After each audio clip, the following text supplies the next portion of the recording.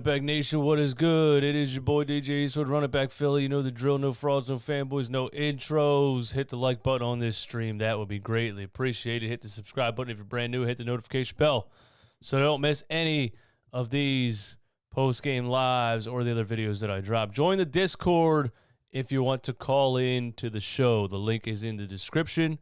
Join the Discord. Put yourself in the voice channel. And when I do the section where we take call-ins, I click right on you, man, and you're in there, and we have a talk about what you thought about this game. So go ahead and join the Discord. Link is in the description. I see channel members in the chat. Channel members in the chat. Hit the emojis for me one time.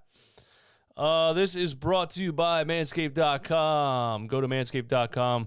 Use the promo code NOINTRO for 20% off and free shipping. Get the Lawnmower 4.0, skin-safe technology, a flashlight, the quietest razor you'll ever own. Clean yourself up, man. Go into battle prepared, if you know what I'm saying. The Philadelphia 76ers win in Cleveland against the Cleveland Cavaliers, 118-114. Now listen, what would a Sixers game be without screaming at the top of your lungs in the fourth quarter? When's the last time you watched the Sixers game where you weren't screaming at the top of your lungs in the fourth quarter? I don't remember the last one. Once again, we're up 15, I believe, maybe 17 in the first half. Once again, and we blow a big-time lead. Now, the Cavs are a decent team. They are 39-30, but they are young, athletic. They got a lot of quick guys, and they play tough defense. And I say it all the time. They're one of the top-rated defenses in the Eastern Conference. So a big, dopic, slow, unathletic team that can't jump over a pencil like the Philadelphia 76ers are clearly going to have issues with the Cleveland Cavaliers. I mean, I just knew it. We're not going to blow them out. If we're not, there's way too many athletes on the other side of the floor giving us issues. So that's why, this game, I'm not sitting up here like, oh my God, how did we not blow them out by 40? Like I did want a statement game. I did. And I was tweeting in the first quarter about just that. Like, let's smack this team by 30, 35 points and really have a nice comeback effort after that Denver Nuggets game. But once I saw what was really going on, they just have too many athletes on the floor for this roster. The Sixers roster is awful. Let's call it what it is now, okay? Let's call it what it is now. Outside of James Harden, Joel Embiid, and Tyrese Maxey, the Philadelphia 76ers roster is horrendous. Tobias Harris, some days we love you. Some days you play like absolute garbage, okay? Tonight, Tobias Harris contributed, and I'm happy about that. I'm happy that Tobias Harris, seems to be getting himself back a little bit. I will say you got 19 points from Tobias Harris because the last game against Denver, Tobias Harris had 7 points in the first quarter and finished the game with 10. He did the Houdini Harris disappearing act. Tonight, I liked what I saw from Tobias Harris as far as consistency goes. There was a play late in the game where we had James Harden, Tyrese Maxey, and I believe I think it was the whole starting crew on the floor, and Tobias Harris took the ball, did the old back down 27, 28 dribbles, the shot clock out, and dribbles it off his foot and turns it over. That was, it doesn't matter to me if Tobias Harris has 40 points in a game. When he does that, I want to fight him. All right? But, I was happy with Tobias Harris's consistency in this game as far as, like, looking forward toward the playoffs and what you think maybe this team can possibly accomplish in the playoffs. Of course, like, I know you guys want me to talk about the bench, and I'm going to get to it. But before I talk about the negative stuff about the bench and Doc Rivers and things like that, this was Joel Embiid's birthday. And when I saw him come back into the game in the fourth quarter after we blew the lead, after we had one of the worst third quarters I've ever seen, after Doc, I'm going to get into what Doc did in the third quarter, Embiid said, I'm not losing on my birthday. I'm not losing on my birthday to the Cleveland Cavaliers. I know they're pretty good this year, and they have some talent on the floor. Karis LeVert, Kevin Love, he's like 57 years old with gray hair, but he's out here bombing threes and getting rebounds and shooting hook shots in the paint, scoring points. So Kevin Love still has a little bit there. They got Darius Garland, who's an incredible young point guard. They got Evan Mobley, future All-Star, probably. So they have a lot of talent on the floor. But Joel Embiid came back into this game and said, I'm not losing on my birthday. I'm not doing that. I'm not doing that. And he took over the game in the fourth quarter. There was a point where I thought James Harden had a chance to do that a little bit. When I made the Process Complete t-shirts, and after the first 4 games of James Harden being here, I assumed that James Harden was on that caliber of play where he could, take over a game late in the fourth quarter. Like, we finally had that kind of player that could take over a game in the fourth quarter and give us that thing that we've been lacking for so long, a clutch performance from a guard in the fourth quarter. But really, James Harden, as shooting-wise, has been horrendous. James Harden shooting-wise has not been good. And he's been pretty predictable. He's been pretty predictable as far as his play style goes. I'm not really slandering him for this game. I thought everybody played a better game than we played, against the Orlando Magic. If the way we played against the Orlando Magic was against this Cavs team, we would have lost by 35 points. So, it is what it is. James Harden gives you 21 points, 11 assists. He did have 4 turnovers. He was a plus 18 though. Doc Rivers says, I want James Harden to be more aggressive. I want the less of a point guard, more of a scorer version of James Harden. James Harden so far, 2 games after Doc said that, has said, screw you, Doc Rivers. I do what I want. I'm playing the way that I want to play. And he's playing very passive. He had 11 shot attempts in the last game against Denver, and I said that's just not enough for what we need from James Harden. 11 shot attempts is not enough. I don't care what transpired throughout the game, and I'm not a box score watcher, you know that, but when it comes down to looking at the stats at the end of the game, you see the guy had 11 shot attempts, you're like, this is James freaking Harden here. He had 12 shot attempts in this game. That's still not enough to me. But Tyrese Maxey was rolling. Shout out to Tyrese Maxey, getting himself back, getting his game back a little bit. Happy to see that. Very happy to see that from Tyrese Maxey, getting back in a groove. Being a reliable three-point shooter in the fourth quarter in just one offseason is incredible for Tyrese Maxey. Then getting back to his little floater, some of his really tough finishes around the rim where I feel like last game, the game before, he probably would have looked to pass that ball when the center steps up. Tonight, he was back to himself, just going right at people because he's so damn good at finishing at the rim when he really just goes straight to it because players aren't fast enough to get up there quick enough to try to block the shot.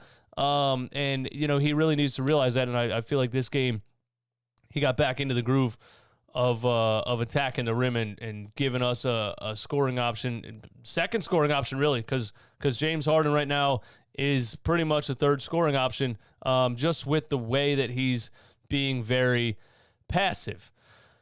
I want to get back to James Harden a little bit. He's being very passive because his shot's not falling, and his shot's not falling.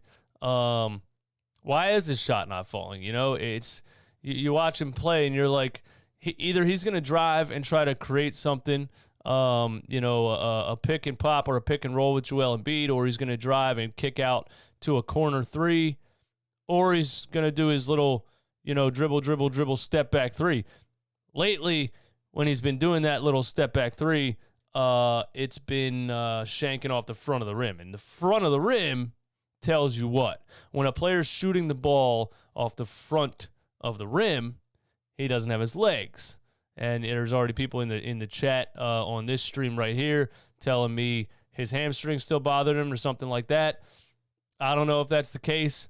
It's weird. It seems like ever since James Harden had that amazing game where he put up 27 and 16 assists and 5 steals and was just wow, we got the best, not the best version. I think the best version of James Harden was 2017-18 or 18-19. But We got a very good version of James Harden in this trade. And then he did the little stare run thing, right, after the game. And I feel like maybe trainers should have told him, hey, yo, you're coming off a hamstring injury. We actually rested you in Miami because as part of this hamstring rehabilitation thing. And then you decide to go run the stairs after playing 40 minutes in a basketball game.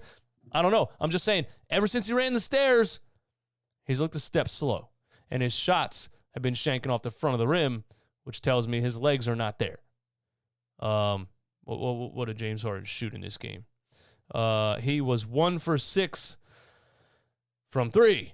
He hasn't been shooting good from three-point range for a while now.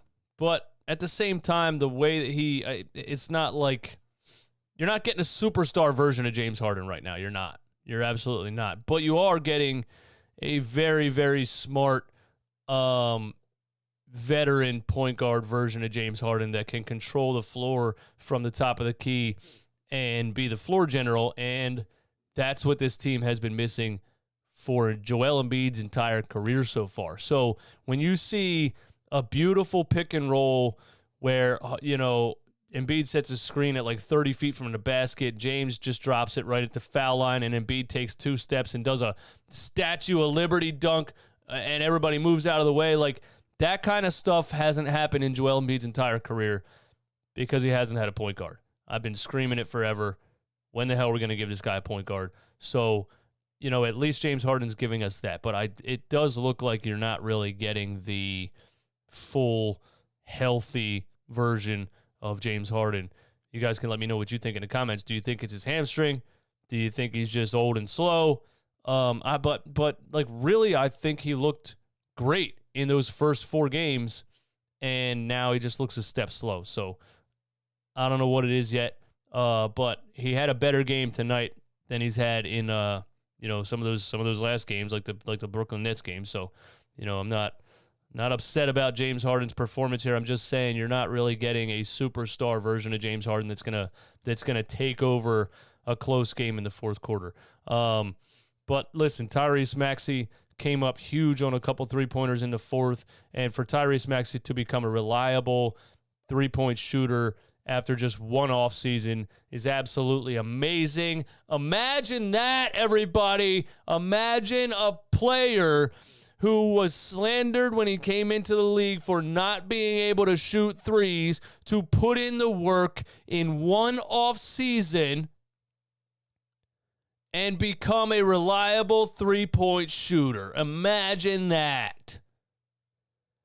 So everybody, for how many years, telling me I'm impatient with 2-5. Oh, he's only 24. He's only 25. He didn't even turn 26 yet. You're not patient. You're not patient. What's the guy going to be 38 years old and you're going to be like, he's not even 40 yet, man. Just be patient. So that's what I'm saying here. No, I'm not patient, man. Get in the gym, work on your game, and shoot threes, bro. Like, it's basketball. So we got that, okay? We also got something else that's very nice to have. We get to now inbound the ball in a close game when we know the opposing team is going to foul. We get to inbound the ball to a point guard who can make free throws. Oh, amazing. Amazing. James Harden makes 4 free throws down the stretch. Absolutely beautiful. It's beautiful to have on your squad. I don't think the Sixers team is playing up to their potential, of course. I don't think James Harden's playing up to his potential right now. I know for a fact this bench. Now, we could talk about the bench. Are they not playing up to their potential, or are they just downright terrible? Or is the bench not playing up to their potential, or are they just downright terrible? Now, coming up here when I was setting up the stream and everything, I was listening to the post-game. I was listening to the Doc's post-game interview. The volume was on the TV down the stairs from me, and I was just listening in, and I heard Keith Pompey, Mr. Nobody, man, thank you for the super chat. These close games are killing me. Well, how long you been a Sixers fan, bro? This has been We were always there's never an easy game here. We're always in our living room screaming and kicking things on a weeknight at 9 o'clock at night. You know what I mean? You got a spouse or a girlfriend or anything that thinks you're a psychopath when you watch these games? Yeah. Yeah. It's been like this for a long time. Now I forget what I was saying, man. The bench is downright terrible. But oh yeah, I heard Keith Pompey asking Doc Rivers about certain players, and he straight up said to him, what does a player have to show you to get minutes? And I thought it was funny because Doc Rivers' answer to that was they have to play well. He was like, I'm not going to talk about which players I play and which players I don't play. They're all fighting for minutes, and some players just aren't going to play. And his answer to what does a player have to show you is that they have to play well. And, I would love to have a conversation with Doc Rivers because my response to that would be, well, then how the hell did you play Furkan Korkmaz the entire season when he wasn't playing well? He put Isaiah Joe in this game. Isaiah Joe got his once every 3 weeks 4 minutes in the game where he doesn't get to get in a rhythm. He doesn't get to do anything. It's not rocket science. You can't just throw a player in the game once a month for 4 minutes and expect him to be comfortable and, score, give you 10 points off the bench. So Isaiah Joe comes in, doesn't look good right away. Bricks a little bit of a mid-range jumper, had almost turnover on a bad dribble, and you didn't see him again. Shake Milton was in the game. Did he put him in the fourth quarter? I didn't even see that. Shake Milton was in the game early alongside Tyrese Maxey in a certain lineup, and I thought that was Doc Rivers trying desperately to have multiple ball handlers on the floor at the same time. But I think I did the math before I turned this stream on, and it was something like 38-13 or 41-13 as far as the Cleveland Cavaliers bench versus our bench, which is very bad. We're getting zero production from our bench right now, and the thing that I would say to Doc Rivers and Daryl Morey and everybody in charge is, when you're getting nothing from these bench players, why aren't you changing who the bench players are, right? Paul Hudrick had a tweet that said Charles Bassey and Paul Reed can't be worse than this. They cannot be worse than what DeAndre Jordan is giving you out there. DeAndre Jordan can't play defense at all. He can't rotate. He just kind of stands there like he's stuck in quicksand.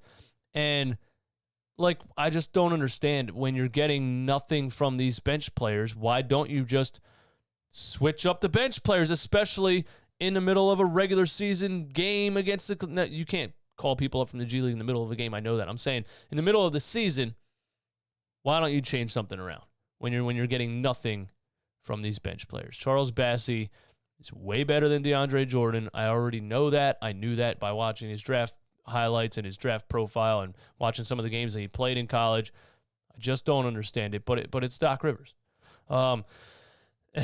Jordan Daniel says Jordan has been solid. Listen, bro, just go watch. Just go watch him individually, defensively. Just go watch DeAndre Jordan individually, defensively. Just because DeAndre Jordan grabbed a rebound or two and caught an alley-oop from James Harden, that's not what I'm saying.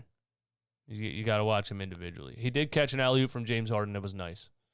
And about that play, actually, because James Harden's looked slow now for a couple games. That play, specifically, he took off like a rocket. Yeah, Jordan has butterfingers. There was two plays. There was a play in the first quarter where Tyrese Maxey threw an alley-oop to DeAndre Jordan, and he completely missed a wide-open alley-oop. I mean, this guy's 6'11" and can jump through the roof, and missed a wide-open alley-oop. I mean, DeAndre Jordan is cooked. Okay, I liked the signing at first because I thought he had a little bit something left in the tank. He doesn't. There was another one where James Harden dropped the ball down to him underneath the basket, and he just dropped it off his fingertips, off his foot, out of bounds, turnover. But the play where Harden hit him on the alley-oop, Harden was at the top of the key. They're running that zone where they try to trap him at the top, or that zone where they trap him on the side and force him to go right. And sometimes he just hesitates. But really, I'm sitting here watching the screen, and I'm like, you can blow by this guy. You can just blow by this guy. Go, do it. And that play specifically, I watched him blow by the defenders, and the center has to step up, and he throws a lob. And that's the James Harden. That's the vintage James Harden. So if he can get that first step back a little bit more, like that play specifically, he can be dangerous. At least we're getting something when a team runs a zone and tries to trap our ball handler at the top of the key. At least we have this version of James Harden, because we've been shut down by the zone so many times this season without a player like James Harden. So we beat a zone. I'm happy about that. We beat a zone. We are 7-1 with James Harden on the floor. I would have liked to keep the 15-point lead. I would have liked to win the game by 25 points. But again, it's the Cavaliers. They have way more athletes than we do. Our bench is horrendous. And we blew the lead. It went down to the wire. But, these games that go down to the wire against these teams, at least I have a feeling that we're going to pull it out in the end. At least I feel like, we have James Harden, Joel Embiid, and Tyrese Maxey. We're going to win this game. That's what I feel like when I watch a game like this come down to the end. Get back to my stats, because Danny Green finally gives you something. When you look at the bench, okay, George Niang has just had a stretch of absolutely dreadful games. He was 1 for 5, 1 for 4 from 3. The one that he actually hit was a big one that really helped us, and that was late in the fourth quarter off I'm pretty sure Harden kicked it out to him, covered in the corner. I thought it was a terrible decision, and he made the shot. So at least he gave us that. But that was his only points of the game. He had 3 points. He was a minus 12. Danny Green hit 2 threes, minus 8. The plus-minus is going to be what it is because the Cavs outscored our bench by so much. But, at least you got something from Danny Green. At least he hit 2 threes. He had a couple attempts early in the game that were really bad. But, I would like to see Paul Reed get some minutes here. It's not like you're getting much from DeAndre Jordan. You get 5 rebounds in 13 minutes. You're telling me Paul Reed can't get 5 rebounds in 13 minutes off the bench? I would bet money that dude can get 5 rebounds in 13 minutes off the bench. He's athletic as hell. I know, when he was dominating the G League, I was downplaying it because I wasn't, crazy about Paul Reed because he doesn't have a whole lot of, basketball skill, and people thought he was a superstar because he was a G League MVP. He's just more athletic and can jump higher than everybody in the G League. So that's why, which is why he should be getting NBA minutes. That's what I'm getting at. Something I definitely don't want to forget to mention. Doc Rivers' third quarter lineups. Okay. Now, I took the notes here so I get it completely accurate. Here you go, man. Right when the Cavs went on the run in the third quarter, they cut it to 1 off of our sloppiness, a turnover, missed layups, things like that. They took the lead, and the lineup on the floor for the Philadelphia 76ers was James Harden, Joel Embiid, okay, fair, Thibault, Green, and Niang, okay. I don't think I ever want to see Matisse Thybulle, Danny Green, and George Niang on the floor together. When I talk about the fact that when teams double-team James Harden and force him to get rid of the ball, who can he give the ball to when his options are Matisse Thybulle, Danny Green, and George Niang, bro? Come on. I know Shake Milton hasn't been good, but you got to at least have Shake Milton out there with that lineup, right? I'll take Milton Williams or whatever the hell his name is that was playing for us for a couple of minutes out of the G League over that lineup. I would put literally any ball handler I can find on the floor next to James Harden just because I know they're going to double him and force him to give the damn ball to Matisse Thybulle or Danny Green or George Niang. All 3 guys can't dribble. Danny Green did have a play where he pump faked, drove down the lane, and kicked it out to Tobias Harris for 3, and my brain almost exploded because I've Danny Green can't do that. That didn't just happen, but you can't bank on that. It's never going to happen again. 99 times out of 100, he dribbles it off the side of his foot. Who's the guy I'm thinking of? Miles something. Ball handler that played for us for a couple games. Point guard. Either way, I like you need ball handlers on the floor, man. You have to. You have to. Anyway, check this out. Yeah, Miles Powell. Thank you, bucket getter. Miles Powell. The funny thing about that Thibault, Green, Niang lineup with James Harden and Joel Embiid is the Cavs went on a run. Doc's counter to the Cavs going on that run was to replace Joel Embiid with DeAndre Jordan.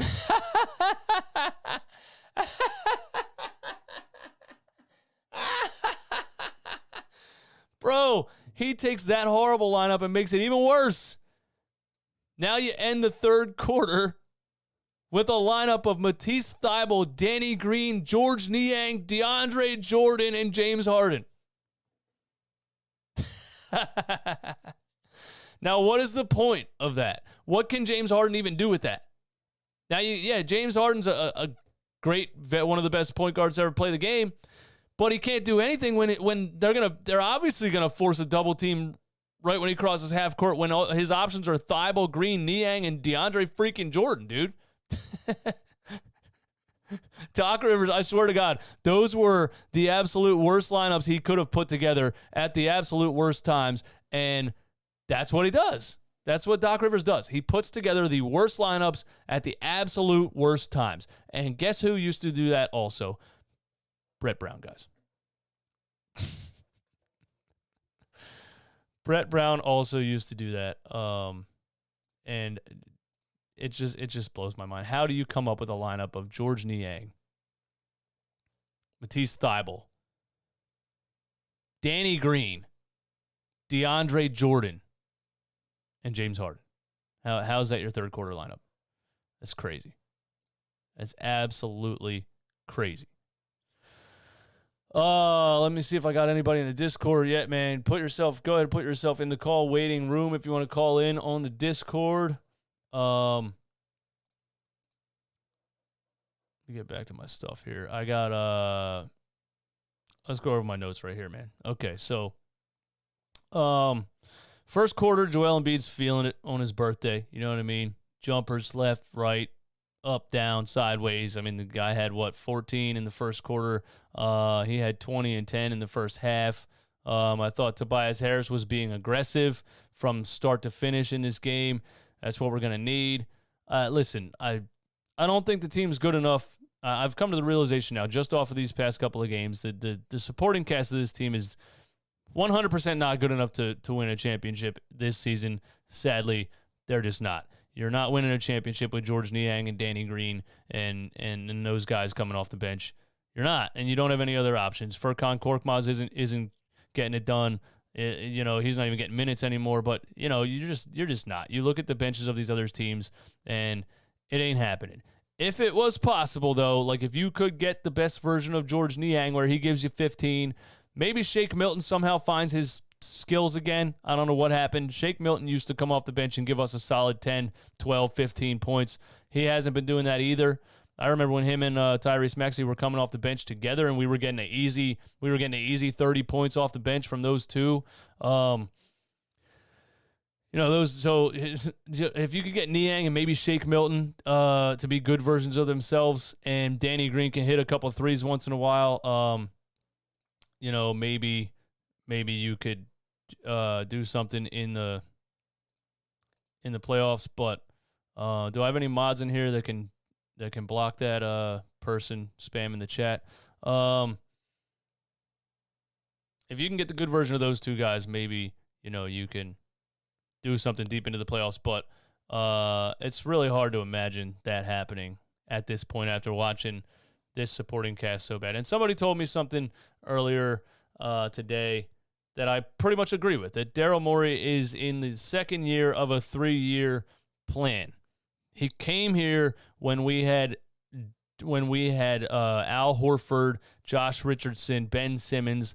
This roster was built around Joel Embiid as pretty much as bad as it could possibly be. And Daryl Morey came in here and did what he could do with it in as quickly as he could, right? He can't you can't come into that roster and fix the whole thing immediately. So he fixes the Al Horford, Josh Richardson thing. Then he flips a couple of guys to get James Harden on the squad. This is year 2. Now this offseason will be the biggest thing for Daryl Morey. You know what I mean? For him to really complete his, if you want to call it, 3-year plan. I really think like this season. Said it a million times, but the Tobias Harris is probably going to get moved because you just need veteran guys off the bench, Markieff Morris type of players, you know what I mean, and you need Bobby Portis type of players. You need young athletes. Cavs have a lot of them. A lot of teams have a lot of them. We just don't. We did deplete our depth by making that trade, but again, you had to get rid of Ben. He wasn't going to play. He was going to quit playing basketball forever before he walked back in this arena. And so you flipped him for James Harden. I don't hate it. I don't like people that say we shouldn't have made the trade. It doesn't make sense. What were you going to do instead of make that trade? You know? Seth Curry's not a savior, and DeAndre and the hell's his name? The center. Andre Drummond was leaving after the season anyway. So he turned Ben Simmons into James Harden. That's what he did. And you depleted your depth a little bit by doing that, but his hand was forced and he did the best that he could. I really think that. Daniel Hilt, man, thank you for the super chat. Thank you for supporting the channel as always. Daniel Hilt, MVP of the show with a $4.99 super chat. Shout out to Aaron Cabbage, by the way, who's always monthly MVP, man. My man just donates and donates and donates. I appreciate you more than anything, Aaron Cabbage. Thank you. Daniel Hill, bench is going to consistently kill us in the playoffs. Without a decent bench, we will go nowhere. Look at the Bucks and Suns last year. Hood benches. Hood benches? What does that mean? I don't know what a hood bench is. But you don't need a deep bench in the playoffs. You need like 3 guys. You need like 3 guys that can come in and contribute. We don't have 3 guys right now. Like George Niang is our best bench player at the moment, and he's suddenly terrible. You know, he has games where he's good. He's suddenly terrible. Philly Mike, what's up, my man? As long as we have Embiid with Maxey and a more aggressive Harden, we have a chance. I mean, it's top heavy. You know what I mean? But, if you want to take something good away from this game, I'll agree with the fact that Maxey giving you 23, 25, and Tobias giving you almost 20. You got 4 players there that can break the 100-point mark, but I just still think you're going to have to get more than 10 points off your bench. You're going to have to get more than 13 off your bench, It's not like we have scorers on the level of Kyrie Irving and Kevin Durant who could drop 50 apiece. And Joel could in certain games against certain matchups, but it'll be interesting to see what happens, man. I'm ready. I'm just ready for the playoffs. I'm ready for these games to get, to matter, to really get intense. It'll be interesting to see, man. Where am I at here? So, second quarter, I noticed Doc Rivers doing what I said he should do for a couple of games now, because clearly Doc Rivers watches my YouTube show, and he listens to what I say, and he takes my advice. He was playing James Harden off ball finally. Like, that's not rocket science. When they're double teaming you at the logo every time you cross half court, what do? You put the ball in someone else's hands, right? Sure, it took Doc Rivers 4 games to figure that out, but he did it. So he says, okay, I'm going to have Maxey bring the ball up, and I'm going to have James stand in the corner, and then I'm going to have James come up and take the ball. Maybe we'll get a one-on-one situation like that. Wow, it's called being a creative as an NBA head coach. So, at least he made that change, that little bit of a change to give Harden a chance, man. Like, the guy doesn't look like his old self right now, and when he's getting double-teamed that far away from the rim, he's just giving the ball up right away, so you got to try something else. So at least Doc tried something else a little bit. Daniel Hilt, thanks again for the support, man. It says Tobias is going to be the X factor for this team. That's fair to say. That's definitely fair to say, because when you're getting, Joel dropped what in this game? 30, a cool 35 for Joel Embiid. What's new? You know what I mean? Where's he at here? Joel Embiid with 35 points, 17 rebounds, 5 assists on his birthday. Ridiculous stat line. Absolutely ridiculous stat line. It doesn't even surprise me anymore. The guy's just amazing. I mean, look at the efficiency, too. 13 for 19. He was just absolutely cooking in that first quarter. His jumper was money. He was telling people it's his birthday. I heard him say it, actually, when he walked to the foul line at one point. He told somebody, it's my birthday. Of course I'm going to play like this. So, Joel Embiid was amazing in this game. But when you're getting, that's playoff Joel Embiid. He might give you 30. He averaged 30 on the season. He might give you 35 a game in the playoffs against most teams because nobody can guard him. You're getting 20, 21 from Harden, 25 from Maxey, then yeah, if you get 10 from Harris, But if Tobias gives you 19 on top of all that, you might be right. Tobias Harris might be the X factor, but you can't play guys 48 minutes, right? Like James Harden's played 42. The reason Harden plays 42 is because Maxey's in the starting lineup. He played 38, and you don't have a technical like backup point guard. You don't have one. You don't have an actual backup point guard. Let's go to the Discord, man. Rasan G. Did I put myself in here?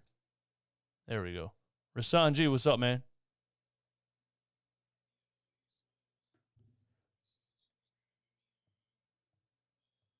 I just wanted to come in and pitch in on a little bit of my perspective. Yeah. Of course, we have to all talk about the game after the game is over because that's what we do. We talk about what we see and whatnot. But I just went a little deeper, looked at Harden's games. I just think people are overreacting a little bit in terms of like his shot attempts. Out of the 9 games that we've had Harden has only taken 15 or more field goals 3 times out of 9 games. But the reason why it just looked better when we first got Harden was because he was hitting his shot at a more efficient clip when now his shots aren't falling, so it just looks a little worse. But I don't think that's to say that, he isn't the same player or isn't capable, even though nobody really saying he isn't capable. But I just think that we should all like take like a go, not a go with the flow, like we'll take anything, but just ride it out, and I feel like everybody should ride things out. Like it's so much to be evaluated. Like it's just so many factors right now with us being a new team. We really got to let it, I say another 10 games at least. Yeah, I feel you on that. I mean, this is Philly, man. We're gonna give our opinion on what we see. You know what I mean? I can't do a YouTube show and be like, all right, guys, I'll see you in 10 games. I'll give you my opinion then. I got to. No, most definitely. No, not saying it like that. But I'm just saying it as far as like, I feel like some people are actually losing like their confidence in our ability to win, like in a bigger picture. Well, when you look at, do you think this team can win a championship? What'd you say? Do you think this team can win an NBA championship constructed how they are right now? Constructed how they are right now. Look, I mean, the way that I look at the playoffs, like honestly, if you just look at it as like a totality, it seems really hard. But like I kind of look at it as like a round by round thing. Like just take this round by round, and it doesn't seem as difficult. Like in the scheme of things, we keep looking at teams like, yeah, we gotta go through so and so. We gotta go through the Bucks, the Heat. Okay, but they have to go through us too. We have Joel Embiid, who's playing at a crazy level. Also, playoff basketball, there's way more. It's way slow down. It's way slower. So like that's when teams like the Nets, their gameplay goes down. See, the Nets, they're a highlight show team, a very score heavy team, which utilizes like heavy star play. I watched them last year in the playoffs, and I watched KD just get trapped because it wasn't an inefficient offense. But with Right. this offense, I feel like Yeah, it I get what you're plays saying. perfectly into the playoffs. You might. I always appreciate your positivity, man. I do. And you could very well be right about what you're saying. I like the way you're looking at it when you take it like game by game, team by team, and you're looking at a 7-game series, and like it's not easy, and maybe it is very possible for us to overcome some of these teams in a 7-game series. So thanks for your insight, my man. Yeah, no problem. And honestly, I just want to add one more thing. The biggest issue that I feel like that we would face is actually when we would get to the finals. And that's, going against whoever makes it out of the West. That's what I honestly feel like our biggest challenge will be. I think that we definitely can make it out. And I also feel like Harden, I looked at his 3-point attempts and he's taking hella threes every game. And I'm starting to feel like he's doing this to like conserve his like driving moves more for the playoffs or something. You think so? So when you look at his shot right now and how bad he's missing threes, what do you think about that? Honestly, I just think to be honest with you, I think when we played the Nets, that took a toll on him mentally. I'm not gonna lie. Like as far as like I feel like he didn't expect that from anybody. He didn't expect Kyrie to D him up like that. He didn't expect a lot of stuff, which threw him off of his game a little bit because now it's like, man, I gotta silence the crowd, but at the same time, you don't want to silence the crowd to the point where you want to do that more than you want the team to win. So do you Like, do you think he's struggling at all physically, like with the hamstring or anything like that? I think that he's like in good health as far as like, I don't think that he's struggling to get down the court, but I think that he's just looking ahead in the future. Like, he doesn't want to be a liability in the playoffs. I promise you, I went to the games when he was on the Nets in the playoffs. I seen him get hurt the first game. Like he just was torn when he couldn't play. Harden has always been one of the most durable players in the league. And when he couldn't help his team contribute, he was really like torn. Like, so I feel like he just wants to make sure that he can get to the playoffs first. And then once we get to the playoffs, now look, I get what you're saying. I don't mean to cut you off, my this, man. I get what you're saying, but what I'm asking you is when he's shooting 1 for 6, 1 for 7, 1 for 11, 3 for 17, do you think he's having any physical issues?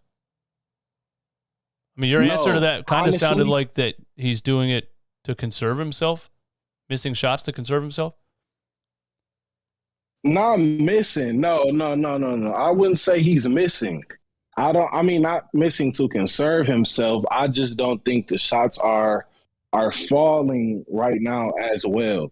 And he's also not he's looking too much for fouls. I'll give you that too. He's kind of looking too much for fouls. I didn't see him do that too much in this game tonight. I was aggressive. actually pretty happy with what he did tonight, but yeah, the past couple of games he has been looking too much for fouls. There was like one tonight that I remember that I was like, bro, like go get back to the other end, but I don't think he did it too much in tonight's game. So I was happy about that, honestly. Like they have to get to the point where they realize the refs just aren't going to give you every foul call. Exactly. Yeah. I mean, especially with our team, man. I mean, with Embiid and Harden just being some of the two best foul drawlers, there is. It's just hard to. I know it's hard to call everyone, but man, I honestly just say with Harden, yeah, I don't think he's missing on purpose. None of that. I do think that he's trying to conserve like himself as far as the driving. I feel like that's why he's not looking as polished. He's doing a lot of shooting to conserve the hamstring. Like he's not doing a lot of driving. It's not opening up his game more. Yeah. I see what you're saying. He did have that play. Once we're in playoff. That play where he threw the alley-oop to DeAndre Jordan, he really like had a quick first step, or he blew by the guy, and I'm like, damn, there it is, man. There's the Harden first step that I need.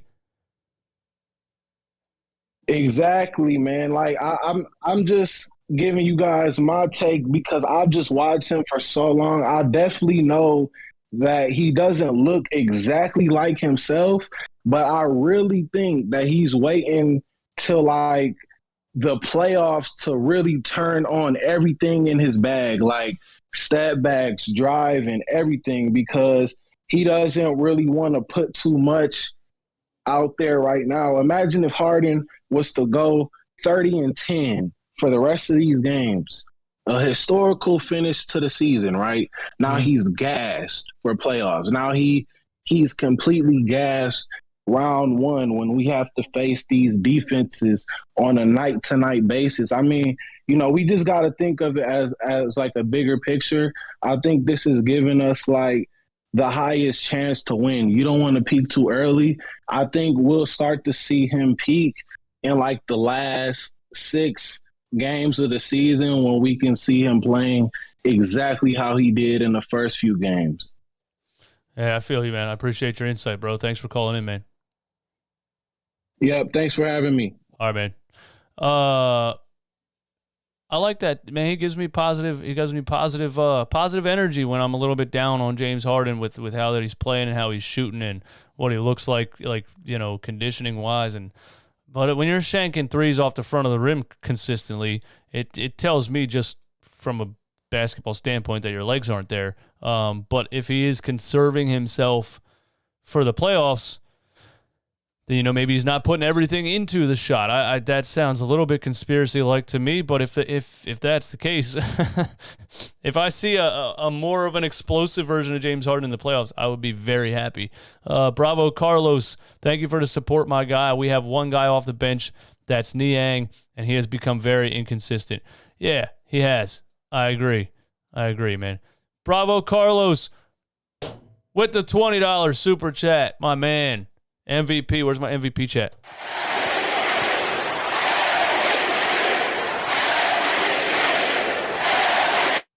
Bravo, Carlos, MVP of the show. I think this caller Bravo Carlos says, I think this caller has a good point with the speed of the game in the playoffs, but like you said, we need at least 2 guys off the bench, and I have little faith in Toby.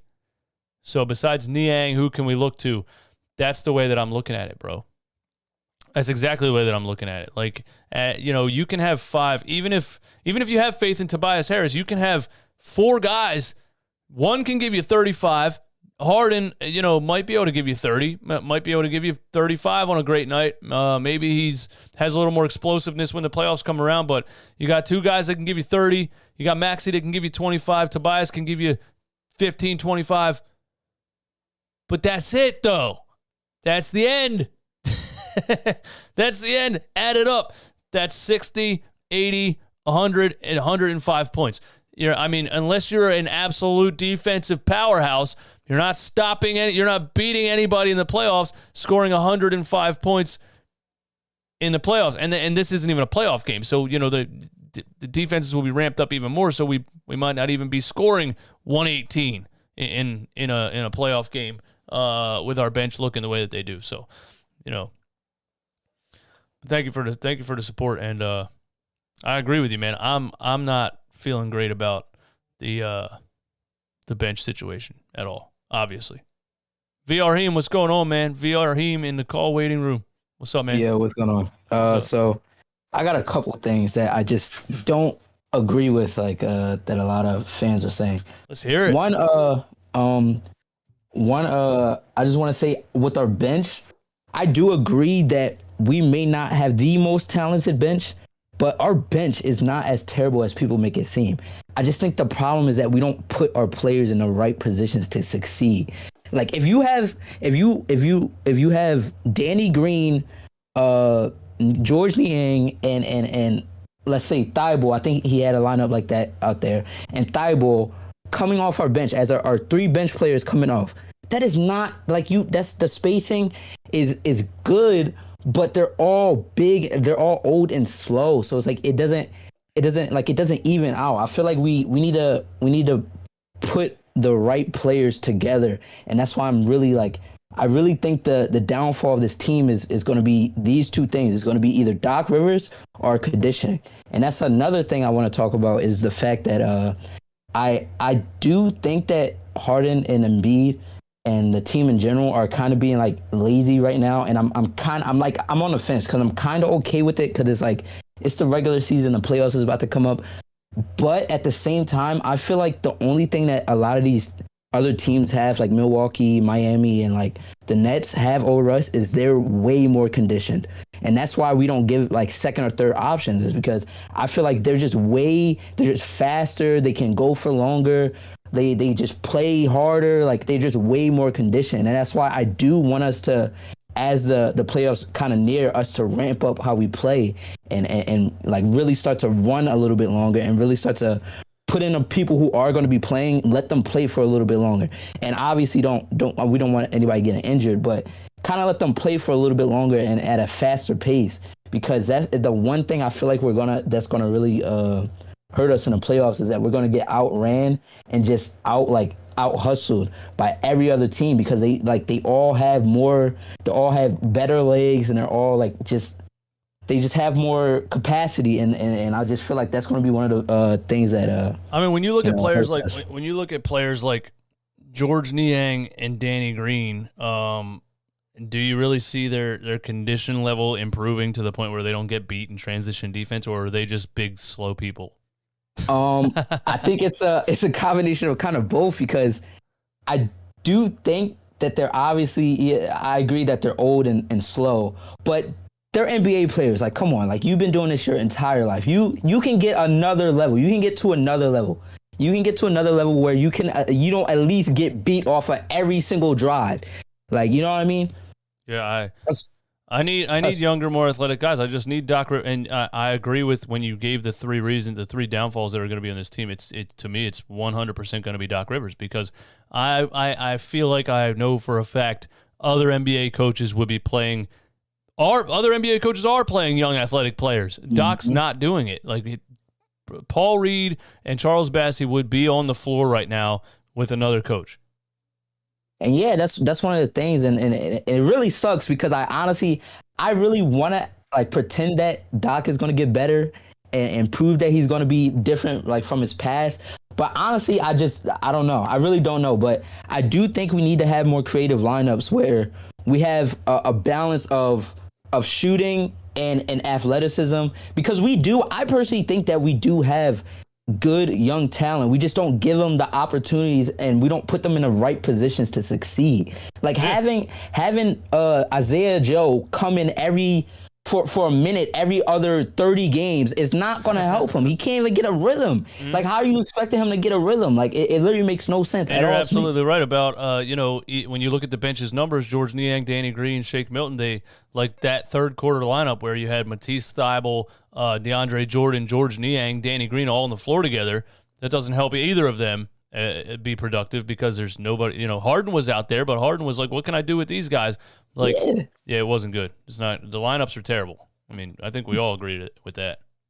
And one other thing, I just want to also give some more credit to Toby, because I'm not the biggest Toby fan. I honestly, like, when we first made the trade, I wasn't too big on him, but I feel like he has been improving over these past like weeks since Harden has came, and I really do like his mindset right now, because you know how he said in I think it was in like a press conference or something, where he's been training differently, and you can see like it's actually like relating or like coming into the games, because he's been making a lot more pull-up jumpers and a lot more catch and shoot jumpers, and you can tell he's just way more confident. And I think as the we get into the playoffs, he's gonna be a way better. Like he's just gonna be better in general. I hope and I do feel like that's gonna be better. Yeah, I agree. I've been shouting out Tobias Harris, a little bit. Last game he disappeared after the first quarter, but I do like his mindset because he's not. Certain people say he has an ego and he wants to have the ball and he wants to do this. I really just think Tobias Harris wants to play basketball, get his $33 million without getting booed. You know what I mean? So I agree. So he's like, if this is what I have to do, I have to become a catch and shoot player because Harden's going to have the ball and Joel and all these guys, and that's what I'm going to do. So I respect him, a lot for saying that he's getting in the gym and practicing that more, and it is showing on the court. So I hope he keeps it up, man. Yeah, that's all I really had, but appreciate it. All right, man. Thanks. No problem. Shout out to VR Heem in the Discord. I got some more notes I want to go over here. What we got in the second quarter? That's when Danny Green made a play by dribbling the basketball that I couldn't believe that I witnessed. And by the way, the phone line is up also. If anybody wants to call in on the phone number that's right there on the screen, go ahead and call if you want to give me your thoughts. Matisse Thybulle hit a 3-pointer in the second quarter. Now, I'm not gonna say what I always used to say, where it's like, oh, if he can just do that consistently, he can't. I'm over saying that about Matisse Thybulle. He can't. He's going to once in a freaking blue moon hit a 3, but it doesn't really actually matter because the defense is never going to respect it because they know he can't hit it consistently. So he's really hard to have on the floor in the fourth quarter. You saw it in the Denver game. Somebody actually had a negative comment about Doc. We lost the game because Doc took Thybulle out of the game, and I was like, he had to take him out of the game, bro. He can't play in the fourth quarter. He can't play. He can't play in crunch time. The spacing's awful. Caller from Atlantic City, New Jersey. What's going on? Yo, How you been, man? How you doing, man? Doing all right. So I just got onto the to the stream, so I apologize if anybody brought this up earlier. Okay. But I think one thing that we should do, the bench obviously has been a problem.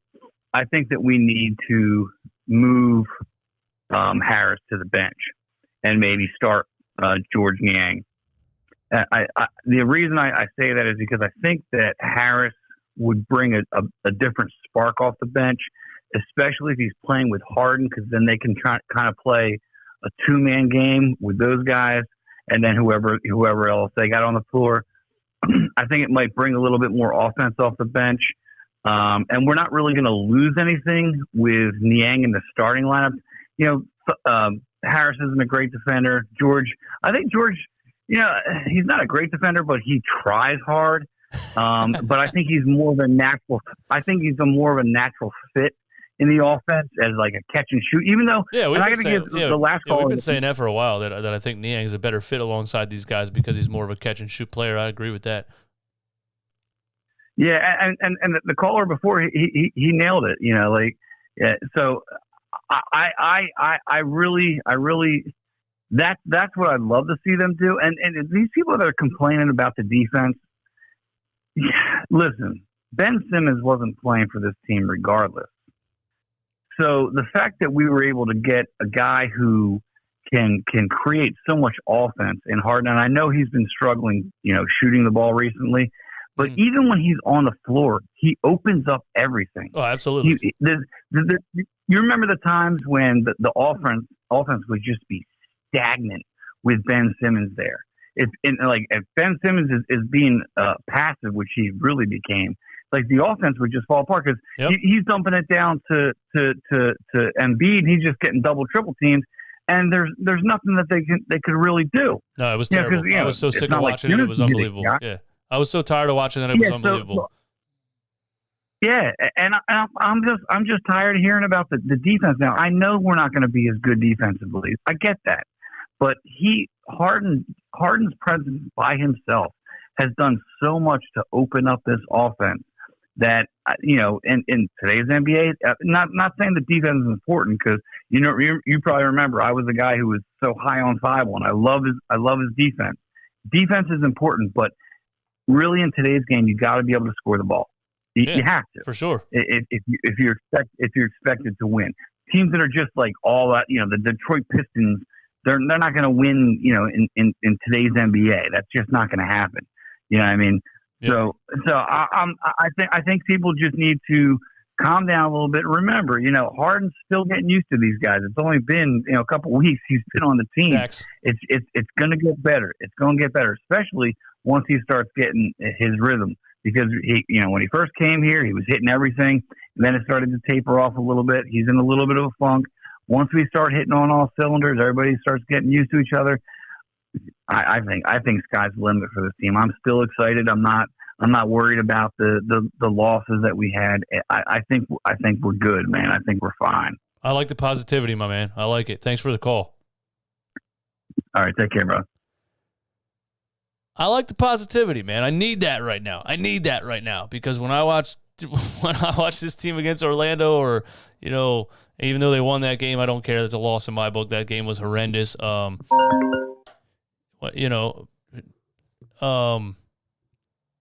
need that positivity. And I don't know if you can move Tobias Harris to the bench. You can't ever have Tobias out there without a creator on the floor because he can't ISO anybody. British Columbia, Canada. What is going on? DJ Eastwood, man. I'm sorry to break up the party, but I'm here to bring the negativity, man. There's too much positivity on this show, man. Come on. I'm fine with it, man. Give your opinion. Go ahead. Yeah, this team is not ready for a championship this year, man. There's too much holes in there, and it's just starting with the bench. Is there one player off the bench that you trust in the playoffs? No. You'd be like, yeah, this guy will bring it. No. Exactly. Exactly. Let's be honest, man. If you're depending on a guy whose nickname is the minivan, bro, you got problems, man. Let's be honest, man. He's built like he was made for a soccer mom or something like that. He's so it's just it's really and honestly, what would your prediction be for the team this season in the playoffs? Oh man, it depends on matchups. Honestly, I think you should avoid the top two seeds with all your might. Do not finish first or second because, you don't want to play Brooklyn in the first round. Honestly, it's just Brooklyn just looks a lot deeper. Kyrie and KD are just in the zone right now. Meanwhile, Harden is struggling to hit his shot. You guys got no bench. I don't think you want any problems with Brooklyn this year, to be honest. I think Brooklyn and Boston are your two biggest nightmares because everything that you guys struggle against. Brooklyn smacked us the last game. We beat them once this season without that was before the Ben Harden trade, and they had Kyrie on the floor. I don't think they had Durant when we beat them. But they just I think that was Durant's first game from COVID. That was a game that you guys won where Embiid was talking to Durant. It was his first game back from COVID, and he talked his smack to Durant, told him to go home and stuff. But then Durant said, "All right, I'll go home." The Nets just lost to the Dallas Mavericks, 113. They did on a buzzer beater. That's true. On a buzzer beater. That's true, man. That was. It was a good game. It was a good game. It was close, man. Yeah. Spencer Dinwiddie got his revenge. Listen, if we beat, we played Dallas on Friday, so if we beat Dallas on Friday, I'll feel like, hey, listen, the Nets lost to Dallas, and they didn't have. Wait, they didn't have Kyrie Irving? They didn't have Kyrie. They were missing 60 points. Oh, it's in Brooklyn. Oh, it was in Brooklyn. I didn't realize that. In Brooklyn, yeah, they're missing 60 points tonight. So yeah, that makes a difference. And they still almost won. Yeah, and they still almost won. So meanwhile, and then they smacked the Magic by 30. Meanwhile, most rugged Honda vehicles. My bad. What was that? It was all good. That was all good.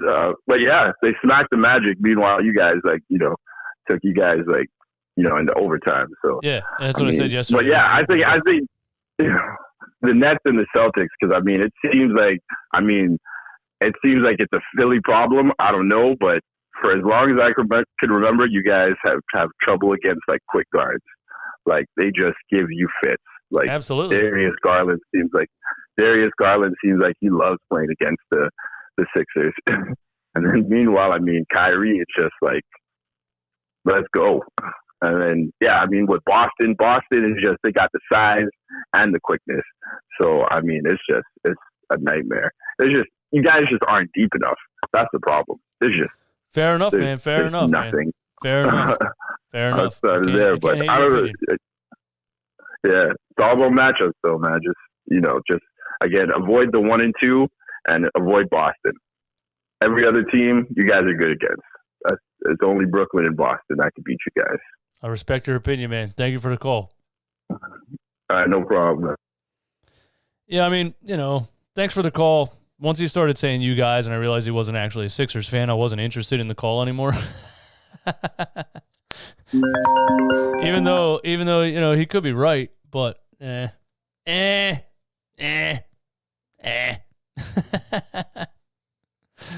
Los Angeles, California. What's going on out in LA?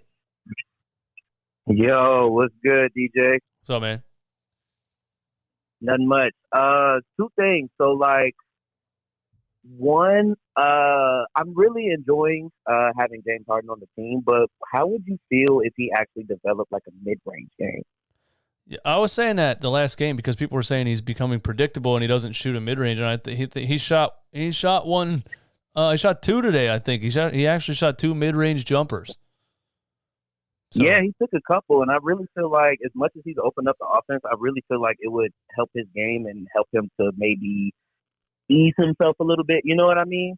I just feel like it will open up the offense just a little bit more, just that much more dynamic, Yeah, very well could, yeah, because it does become semi-predictable because it's like, all right, he's either going to shoot a 3 or he's going to drive all the way in and try to kick it. So it's either a 3 or a drive, and it becomes like, well, at some point you need to at least, he has a floater that he throws up, but yeah, it'd be nice to see him just hit a little step-back mid-range jumper, I agree wholeheartedly. And, all right, so I have one question. So, bringing a little negativity here.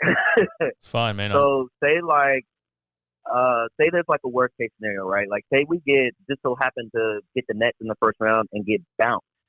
Yeah. What could you see as like a realistic option as far as like trading Tobias Harris? Like, what would you expect in return? That's a lot.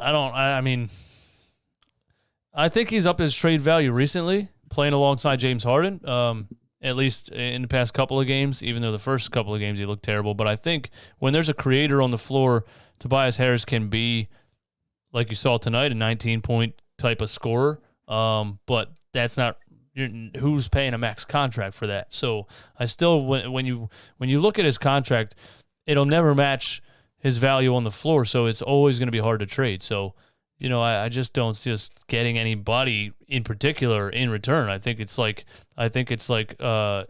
draft picks maybe, or maybe we even have to give up draft picks if we want to get somebody in return.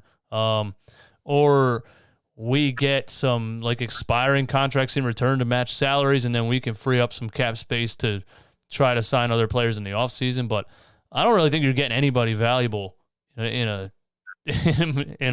Tobias Harris trade, to be honest with you. Because you're asking people to take on a player that averages 17 points per game on a max contract.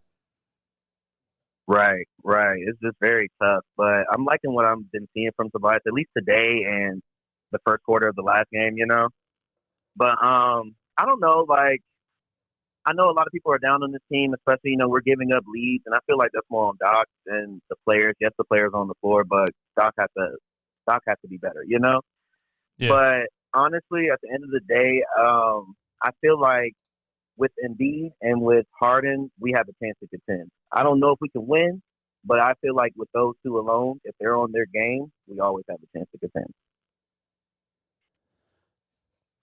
I think so too. But you don't think this bench is just going to absolutely destroy us? Like, I mean, when man, the combination of Doc and the bench, because he's going to play. I mean, he's not going to play young athletes. He's going to play George Niang and DeAndre Jordan. That's who he's going to play. Very true, man. Our bench is killing us, man. Like, it is so crazy. Like, it almost looks like we don't even have NBA players outside of our top 5 sometimes. Like, it's absolutely ridiculous how bad our bench can be. That's exactly all what we it looks need is, like, just a little bit. Like, if we can just get 25 points from our bench, I feel like we'll be straight. We can't even get that. You know what I mean? 25. Oof. Yeah, we can't even get 15. I know, that's a tall order. Right. It's I don't know, man. Like we've had the thing is we all have short-term memories. We've had games where we got 17 from Niang and 10 from Danny Green and 11 from Shake Milton. So it's like we've had games like that. It's not they all just fell off a cliff at the same time. So it's very possible that these guys like get it back together somehow.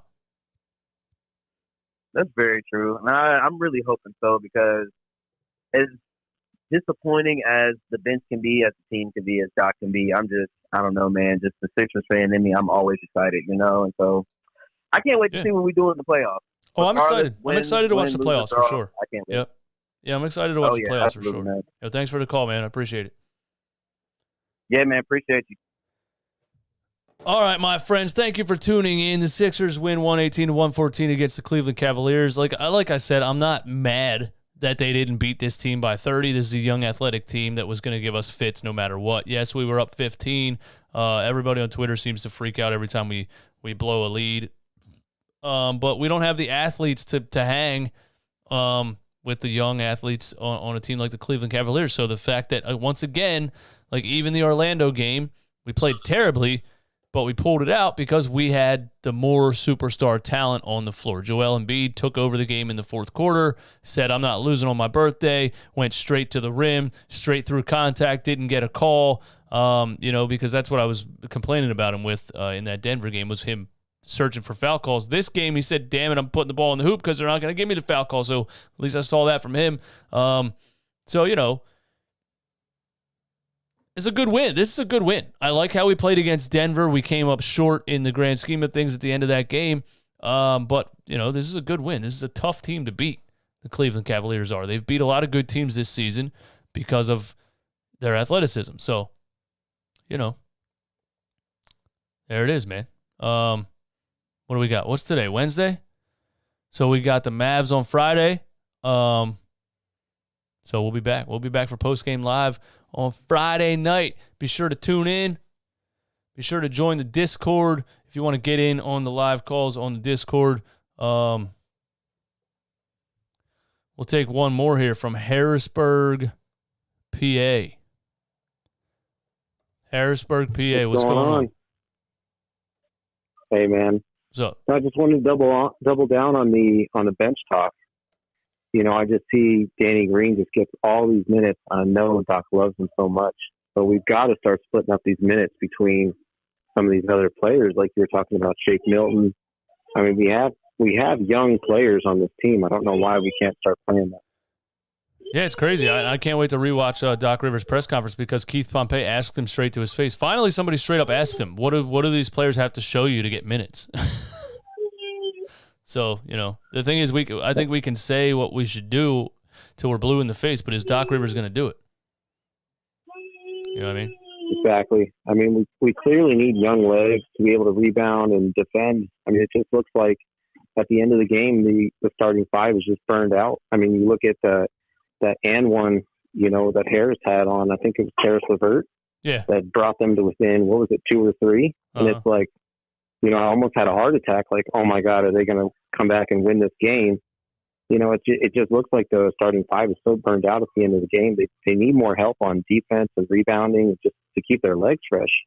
Absolutely. And people were in the chat right now, and they're always in the chat saying Paul Reed, man, like, why is he not on the floor? He's an athletic spark plug, man. He can jump out of the gym. He can rebound. He can catch alley-oops. He can do all of those athletic things that we're missing, and he's just gets DNPs all the time. I don't know. Yeah, that's funny. I actually follow him on Instagram. He's like one of my favorite players, on our bench and everything. He's got a dog mindset, and he really, really deserves some time. I think he dropped like 40 or something in the G League like a couple weeks back. So he's not a scrub. I don't know. He was a G League MVP. It's crazy to me that he was a G League MVP, man. He was averaging like 35 and 15 rebounds. Like, he was dominating the G League, you know. He doesn't have a whole lot of, like, he's not going to cross anybody over or anything, but he's definitely going to run, you know, especially with James Harden and Tyrese Maxey. They need guys that can run and catch lobs and get rebounds, man. Yeah, and I love what somebody else was saying about how we need to possibly plug like George Niang into the starting lineup and stuff, and we just need to shake something up to be able to get something else going on other than, like you said, a bunch of old guys. I mean, you got Danny Green and DeAndre Jordan as your like primary two guys coming off the bench, and it's just clearly not cutting it. I mean, we got to do something to shake this up. So I'm just doubling down on that. All right, man. Thanks for the call. I think we have hope. You know, like you said, I hope if we shake something up. I hope he does shake something up. I hope he does, man. Thanks for the call. I don't see Doc Rivers shaking anything up because, especially when you're winning games, you know, because we had a couple games where Furkan Korkmaz was absolutely horrendous. It took Doc Rivers so long to get that dude up out of here. It was ridiculous. So the fact that we're winning games, that's all Doc cares about. He doesn't look at the total production. He just says we won. Like the one time he was like yelling at reporters one time because we won the game and they were being negative, and he's like, we won the game, and we were like, yeah, but it was against, you know, the Orlando Magic or whoever it was. I don't see Doc really switching it up, man.